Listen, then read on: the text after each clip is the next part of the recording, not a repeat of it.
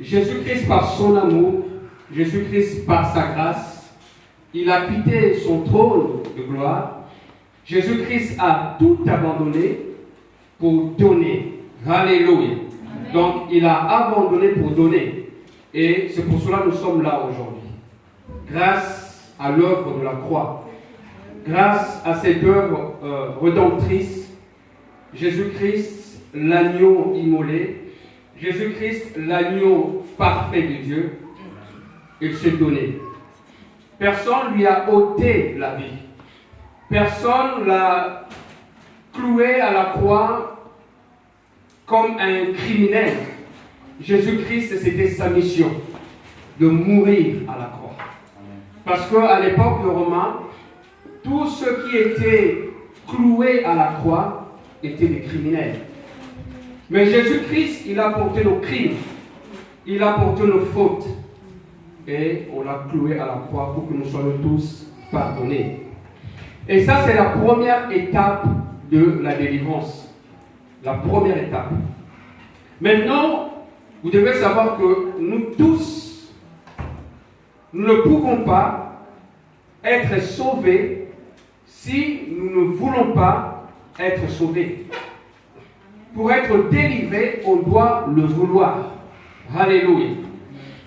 Dans cette première maison, laissez-moi vous dire qu'il y a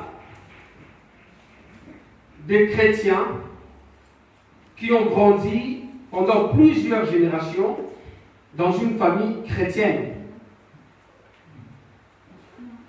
Leurs parents, leurs arrière-parents, ils ont grandi dans cette famille chrétienne. Ils ont reçu l'éducation chrétienne. Mais d'autres familles, non. D'autres personnes, non. D'autres personnes sont nées dans des familles où régnait le malin, où régnait la puissance des ténèbres. Cette première maison dont je vais parler ici. Cette première maison où Satan domine complètement. On vient de plusieurs familles, des familles différentes. Tu n'as pas choisi de naître dans cette famille. Dans cette famille où il y a un sorcier. Dans cette famille où il y a un occultiste. Dans cette famille où il y a un rose chrétien, les gens de Rose-Croix, je pense qu'on les appelle les roses chrétiens.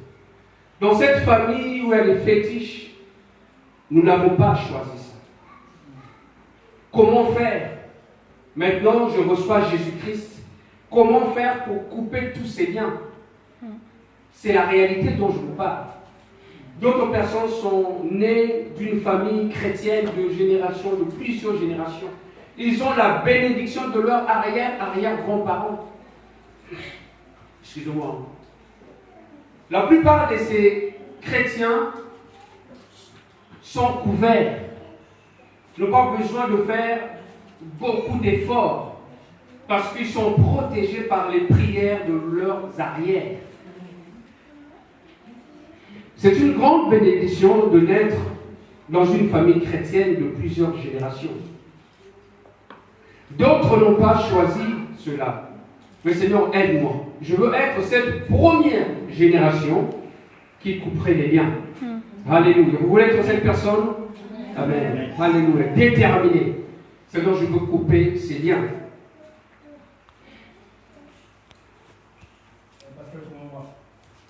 Je vais t'expliquer, tu vas comprendre.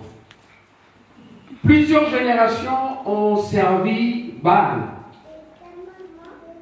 le Dieu de nos pères dans l'Ancien Testament.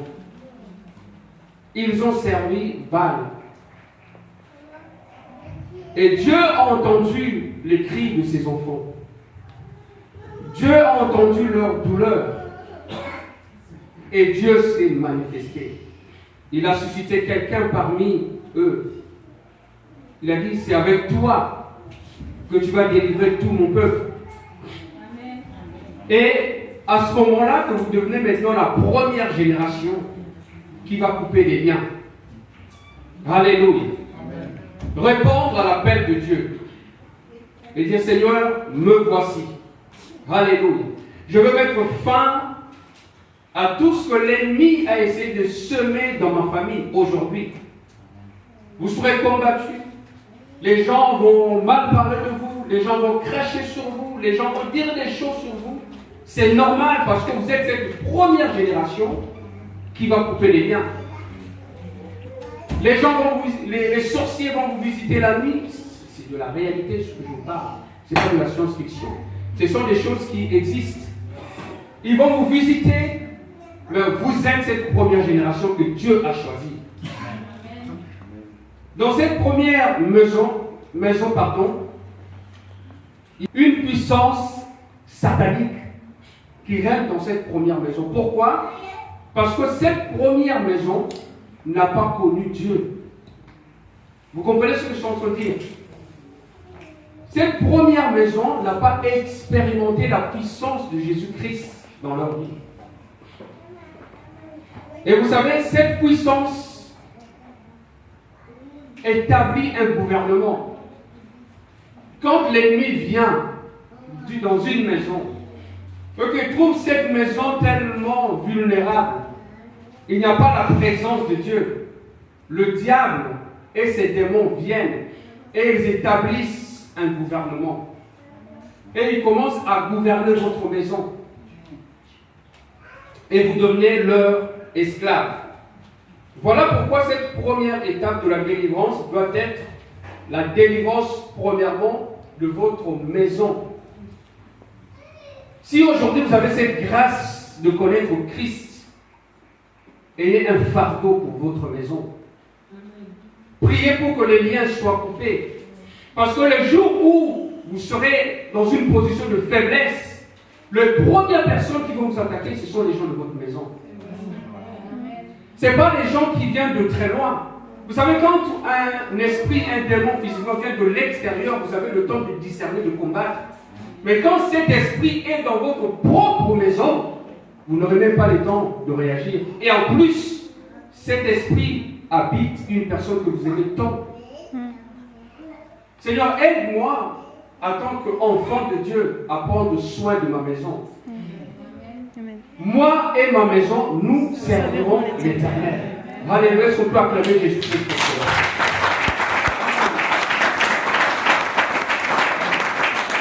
Moi et ma maison. Alléluia.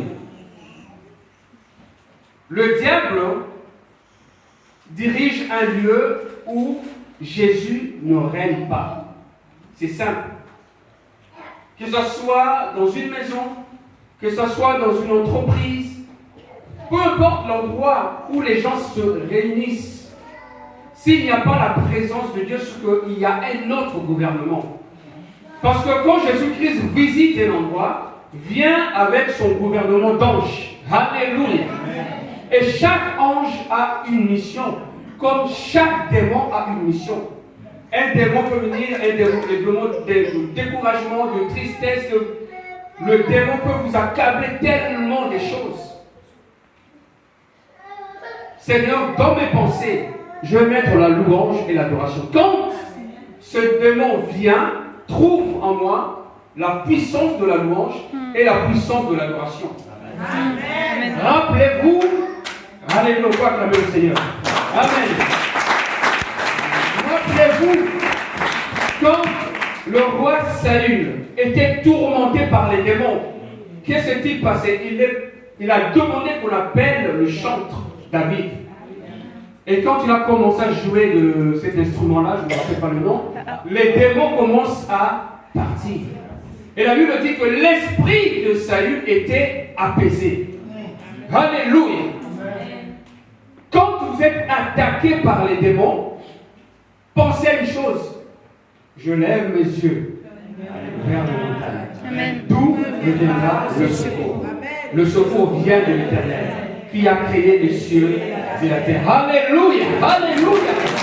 Oh, merci Seigneur. Aujourd'hui, je suis déterminé de me lever, alléluia, pour faire face à tous ces démons qui viennent pour perturber ma maison. Je commence par là, cette première maison. Quand un démon vient dans un endroit, dans un lieu, il ne vient pas s'installer pour rien. Il ne veut pas s'installer seulement pour manger avec vous. Il ne veut pas s'installer seulement pour certains des occultistes qui ont besoin d'argent, qui ont besoin de voitures, qui ont besoin de belles maisons. Vous aurez des belles maisons, vous aurez de belles voitures, vous aurez toutes ces choses-là. Mais son objectif, c'est de vous détruire. N'allez jamais voir un féticheur, un marabout pour avoir du succès, pour avoir de l'argent. Maintenant, nous on pense seulement que ça arrive aux Hollywoodiens ou aux riches, tous les renom là. Même les petits gens, pour les petits commerces, ils vont chercher les marabouts. Mais non, Dieu nous a donné l'intelligence. C'est comme une personne qui habitait dans une grande forêt. Il habitait dans une grande forêt, il avait une rivière, il y avait des animaux, des cerfs, des cochons, il y avait des lapins, il y avait tout. Et cette personne mourait de faim. Et cette personne n'avait pas de maison. Alors un jour, un pasteur est parti dans ce village. Il a commencé à prêcher. Et ce monsieur-là est venu, il a dit, je suis tellement lié, comment est-ce que je n'arrive pas à pouvoir me besoin? Et le prédicateur lève les yeux, il regarde, et a commencé à rigoler les mains.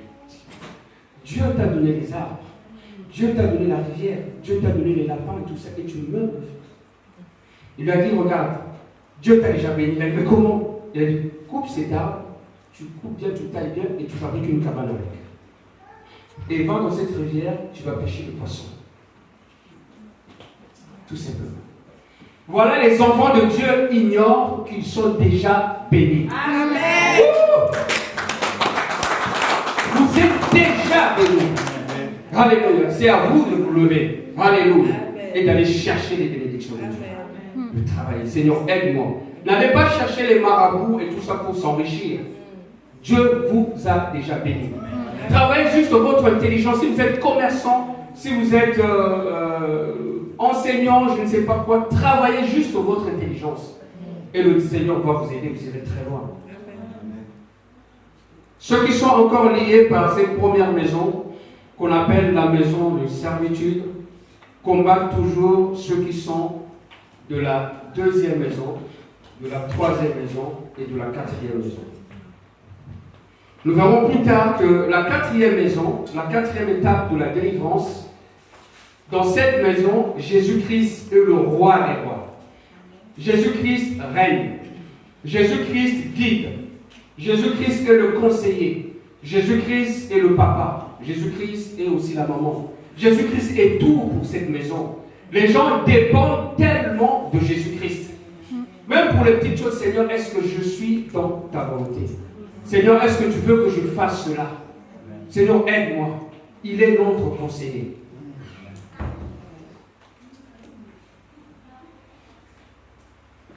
Il y a aussi autre chose.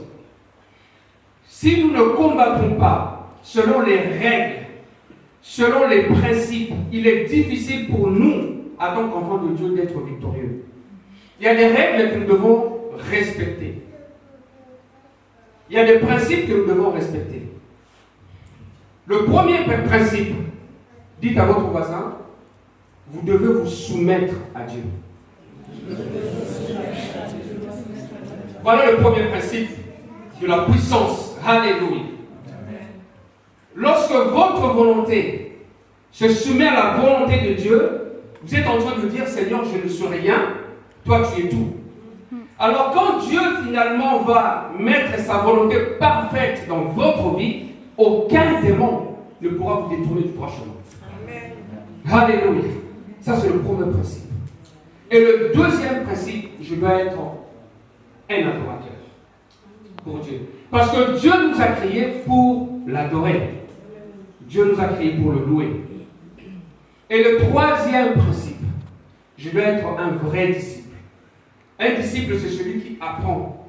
Parce que si je n'apprends pas, si je ne suis pas soumis, je ne pourrai pas donner. Alléluia. Je ne pourrai pas délivrer mon prochain. Je dois apprendre comment. Jésus-Christ il a enseigné les disciples. Après, il a dit, allez-y, enseignez-les tout ce que je vous ai prescrit. Pourquoi? pour que eux aussi qu'ils puissent enseigner les autres. Quand on parle d'enseigner ici, c'est délivrer les gens de l'enfer. Parce que la Bible dit quoi? Mon peuple périt parce que voilà. Une fois que la personne a la connaissance qu'elle est dans la boue du péché, et qu'un roi qui a quitté son trône, il a défait les œuvres, alléluia, du diable sur la croix du calvaire, cette personne va se lever là. Waouh, je ne savais pas que j'étais un prince, une princesse. Alléluia. Je ne marche plus dans la condamnation, je ne marche plus dans la tristesse, je marche de gloire en gloire et de victoire en victoire. Alléluia. Parce que mon Dieu, Jésus-Christ a vaincu Satan, il a vaincu la mort. Pourquoi vous êtes encore triste aujourd'hui? Parce que Jésus-Christ a tout emporté à la croix du calvaire. Seigneur, aide-moi de comprendre que je suis un prince et j'ai de l'autorité. Je n'ai pas besoin de réclamer mon héritage. Je l'ai déjà. En tant que prince, je l'ai déjà. Alléluia. 3, 4. Quatrième principe. J'avais dit 3. Quatrième principe. Vous devez quitter. Maintenant ici, il ne s'agit pas seulement de cette séparation géographique, mais en esprit aussi vous devez quitter. On va lire une histoire. Genèse 12, versets 1 à 4. Je te lis. Sœur Nathalie contrôle toujours si c'est la bonne référence. Genèse 12, versets 1 à 4. L'Éternel dit à Abraham, va-t'en de ton pays, de ta patrie. Voyez-vous, le papa d'Abraham était un idolâtre. Il adorait plusieurs dieux.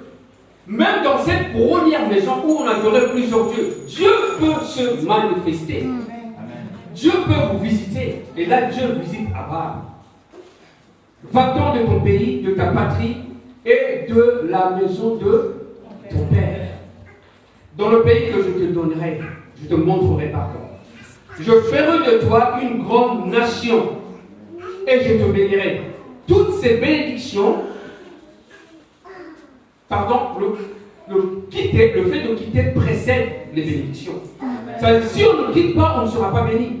Ici on parle de quitter géographique, mais moi je vous parle de quitter spirituellement. Certains d'entre vous, vous êtes encore liés avec votre ancienne maison où il y avait de l'idolâtrie spirituellement.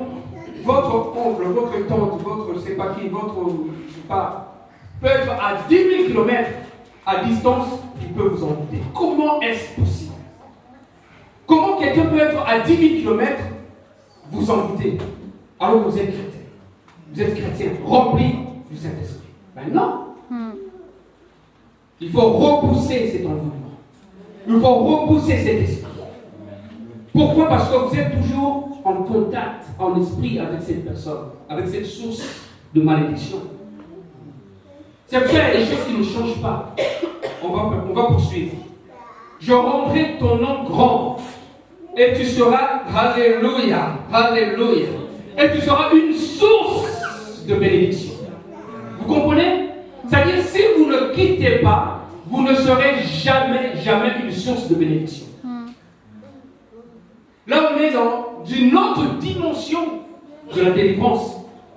Ce n'est pas une délivrance superficielle, où on a des sentiments. Tu sais très bien que la personne qui est à côté de toi mène une mauvaise vie. Et Dieu te dit à ce moment-là, tu dois quitter et tu montes sur cette montagne. Et je t'instruirai. Après, Dieu va te demander de descendre. Par grâce, ce n'est pas toi qui sauveras cette personne. Ce n'est pas par tes propres forces, c'est par la grâce de Dieu. Dieu travaillera le cœur de cette personne et il va t'utiliser comme son instrument. Mais après avoir été instruit sur la montagne, sur cette montagne, il y a un temps de séparation pour se consacrer, après revenir pour aller délivrer les gens de l'enfer. Alléluia. Alléluia. Abraham, une source de bénédiction. Je bénirai ceux qui te béniront et je maudirai ceux qui te maudiront. Et toutes les familles de la terre seront bénies en toi. Abraham partit comme l'Éternel lui avait dit, et Lot partit avec lui. Abraham était âgé de 75 ans lorsqu'il sortit de Charan. Alléluia. Seigneur, aide-moi aujourd'hui à couper spirituellement. Alléluia. Parce que tu veux m'utiliser aujourd'hui comme une source de bénédiction pour les autres.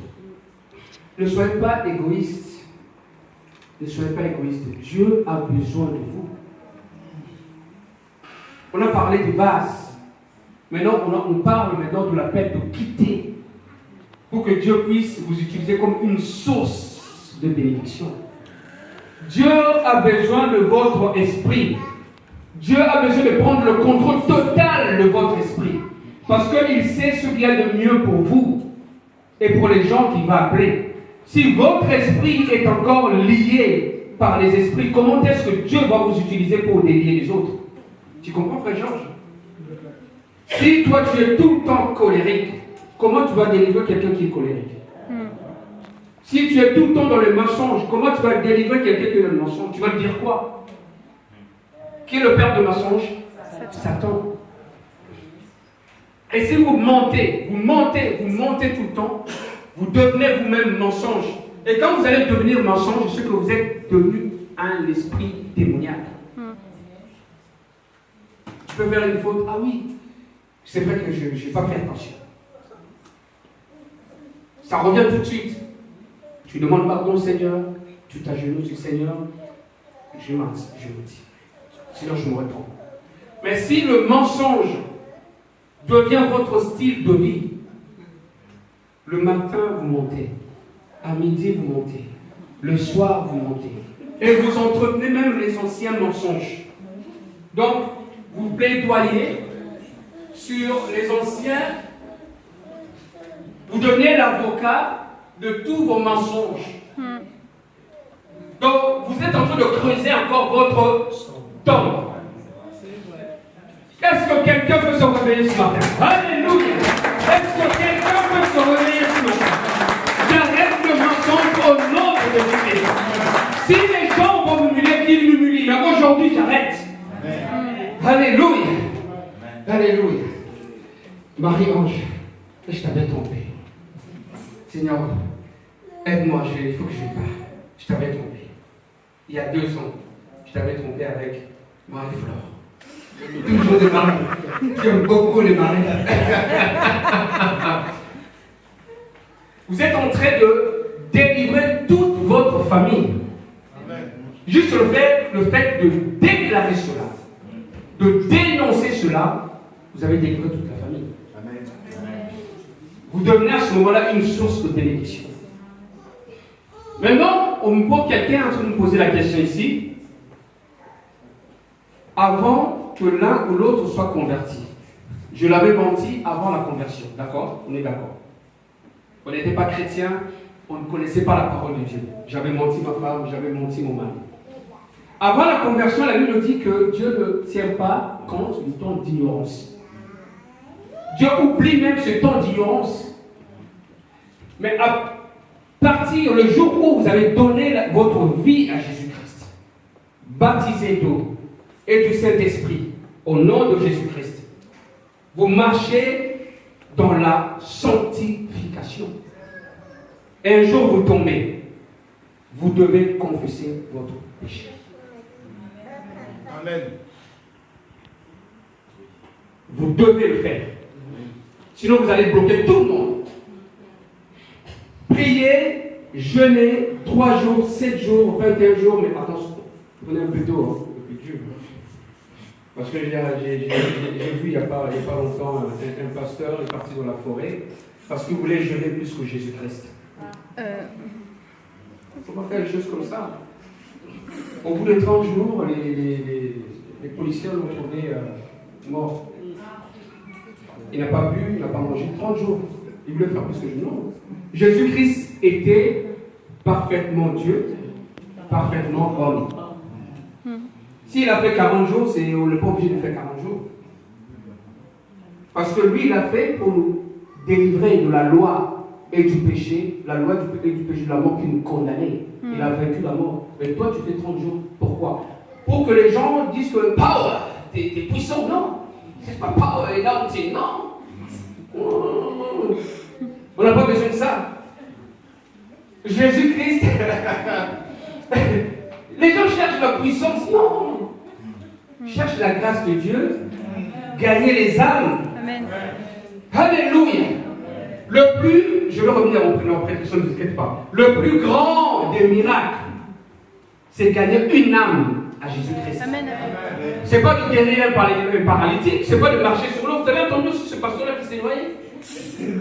Ah oui, parce que vous voulez marcher sur l'eau. Vraiment. En 2018, il y a encore des pasteurs comme ça. La Bible dit que dans les derniers temps, les gens seront sauvés par la folie de la prédication. On prêche, Jésus-Christ est mort, Jésus-Christ est enseveli, Jésus-Christ est ressuscité. Amen. Alléluia. Et Jésus-Christ est glorifié. Nous sommes délivrés. Alléluia. On acclame le Seigneur. Nous sommes complètement délivrés. Si Dieu décide de faire un miracle dans votre vie, il y a plusieurs raisons. Soit c'est pour votre salut, soit pour vous montrer sa puissance. Voilà. Quand Jésus-Christ allait délivrer les gens, c'était pour ces deux choses-là. Pour montrer que Dieu est puissant et pour montrer leur salut. Pour attirer les âmes. Parce que moi je prie que ces choses-là arrivent, que les dons se manifestent. Surtout dans la ville de Romy, on fait une croisade. On s'habille pas en costume, on s'habille normalement comme les gens. On s'habille normalement, chemise bien, on se rend dans la foule. On commence à prier. On prie pour les malades. Imaginez devant la mairie de Romilly, si un paralytique était là. On impose les mains et que devant tout le monde, il est guéri. Qu'est-ce qui va se passer? Les gens vont venir à Christ. C'est pour ça que j'encourage Frère Antonio, ceux qui l'ont entendu faire, tous les samedis, il est là à l'église pour évangéliser, discipliner le traité. C'est notre premier ministère. Allez évangéliser. Et c'est comme ça que le Seigneur va faire des miracles. Amen.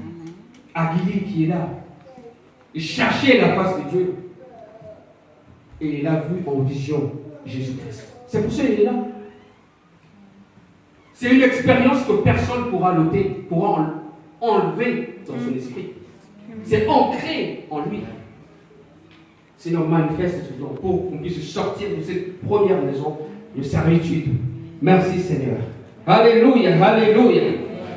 Dans cette première maison, les gens sont emprisonnés, les uns des autres.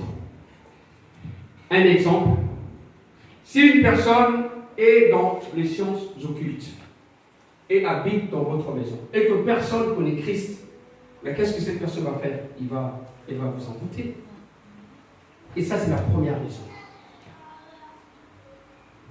Vous allez remarquer que dans cette maison, il n'y a que des tourments, il n'y a que des problèmes, il y a de la colère, il y a de la méchanceté, et il n'y a pas de paix dans cette maison.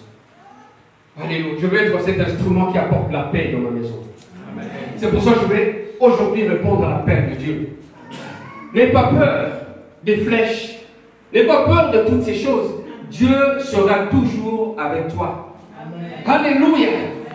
Alléluia. Enlève la peur. Les questions ne posent pas. Ne posez pas les questions. Je dis, Seigneur, si c'est toi qui m'appelles, je vais aller. Ben, viens avec moi. Viens avec moi, je ne vais pas être seul, viens avec moi. Instrument, parle-moi. Nous sommes arrivés dans le dernier temps, mes frères et sœurs. Ne dormons plus. Alléluia. Dieu a besoin de vous pour sauver votre famille. Il faut repousser toutes les malédictions de cette première maison. Dans la première maison, il y a la coutume.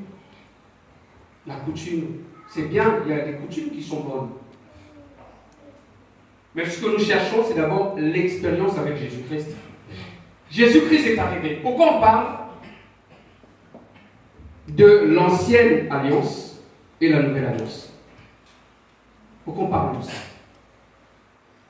Parce que l'ancienne alliance n'a pas rendu les gens parfaits.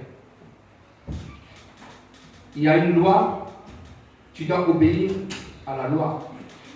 Il y a plus de 600 ordonnances tu dois obéir à toutes les ordonnances. Si tu pêches contre une seule ordonnance, tu es coupable de toutes les ordonnances. Imaginez-vous, si ces ordonnances-là étaient appliquées pour nous aujourd'hui, qui serait sauvé? Qui serait sauvé? Mais Jésus-Christ est venu par sa grâce, avec cette nouvelle alliance. Tu aimeras ton Dieu de tout ton cœur, de toute ta force et de toute ta pensée, et tu aimeras ton prochain comme toi-même. Celui qui fait cela accomplit toute la loi et les prophètes. Ça veut dire que si tu aimes Dieu et tu aimes ton prochain, tu accomplis toute la loi. Jésus-Christ a simplifié les choses pour nous.